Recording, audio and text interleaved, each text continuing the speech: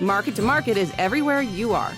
Subscribe to Market on YouTube, find us on the PBS video app to stream on demand, and add our 3 podcasts on your favorite podcasting app. In 2020, the coronavirus pandemic triggered economic fallout leading to job losses for tens of millions in the U.S. alone. For one recent college graduate, being laid off was the final nudge he needed to branch out by returning to his roots. Reconnecting people to the food they eat is kind of the idea I had. A 6th-generation farmer from northeast Iowa, Tanner Sanis helped raise livestock and row crops growing up. There were some scientific studies that suggest that they may help in nerve regeneration. They're also really delicious. They really good seafood replacement. Now he's acquired a taste for specialty mushrooms shared by a growing number of locals willing to pay a premium for his ultra-fresh supply.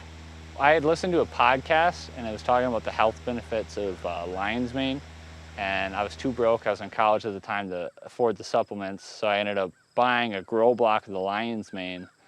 We fruited it right on our kitchen table and dehydrated the lion's mane and made a powder out of it. And then I had kind of fallen down the YouTube rabbit hole of how to grow it and didn't really see that there was anyone growing oyster mushrooms or lion's mane in the area. And that's kind of where my business degree came in hand, and I saw the niche in the area. Basic button mushrooms have long dominated U.S. shelves. According to industry trade association, the American Mushroom Institute, mushroom farming contributes over $3 billion annually to the U.S. economy. USDA data points to California and Pennsylvania as responsible for 90% of domestic supply, though cheaper imports from Canada, Mexico, South Korea, and powerhouse China are growing, as is a hunger for more exotic varieties. You're basically adding the mycelium, which is the living organism of the mushroom, and to its favorite food, and the humidity from the grower makes it fruit. It'll take around a month for it to completely encompass these bags. Initial research and online classes quickly led to a makeshift grow room. Within 2 months, Sanis was selling his harvest at a local farmer's market.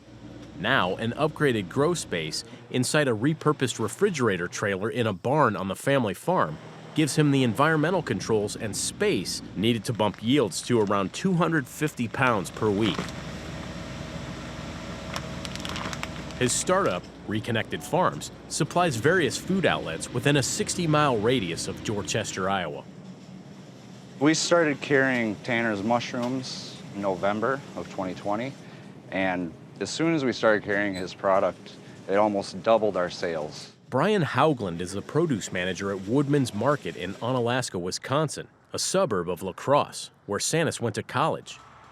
With around 20 stores in Wisconsin and Illinois, Woodman's prides itself on high-quality fresh produce. So normally mushrooms, they'll be harvested, shipped to a distributor. It might take up to a week before those mushrooms are received in the store. And with Tanner's, they're coming here same day. You know, when you're getting them that fresh, you're getting the best product you possibly can. Haugland says health-conscious customers prefer the taste Reconnected Farms brings to the table, as well as the antioxidants and vitamin D not present in many other plant-based foods. We think of sweet and bitter and salty and sour when we think of tastes, but there's another taste that's known as umami that is found in many mushrooms that's sort of more that savory taste.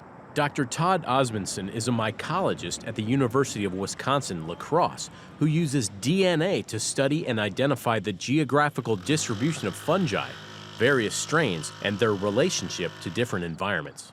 I think the idea of food as medicine has really taken off, and there are a lot more supplements that you can buy that have mushrooms in them than there were even 10 years ago.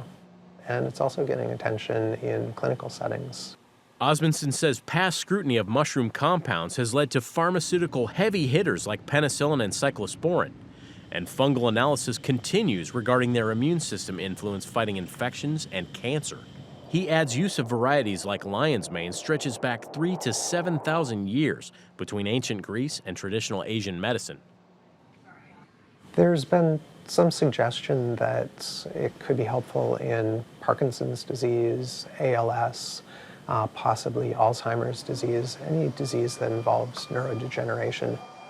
A lot of these ideas haven't been explored using standard double-blind kinds of medical experiments, but there is a long history of use that suggests that they might be really powerful. This is actually the first flush of king trumpets that we've had on the farm. These are reishi mushrooms. While commanding wholesale prices between $8 and $11 per pound for current crop, Sanis experiments with other varieties with other health benefits he might offer customers one day. He adds that because Reconnected Farms uses organic substrate and excludes chemicals and pesticides, gaining organic certification could be easy and help unleash another product line with even higher premiums. As demand accelerates, Sanis hopes to expand deliveries to a 100-mile radius within the Driftless region of Iowa, Minnesota, and Wisconsin. But he doesn't sweat competitors using his roadmap. I think the market's plenty big for multiple growers in an area. For Market to Market, I'm Josh Buettner.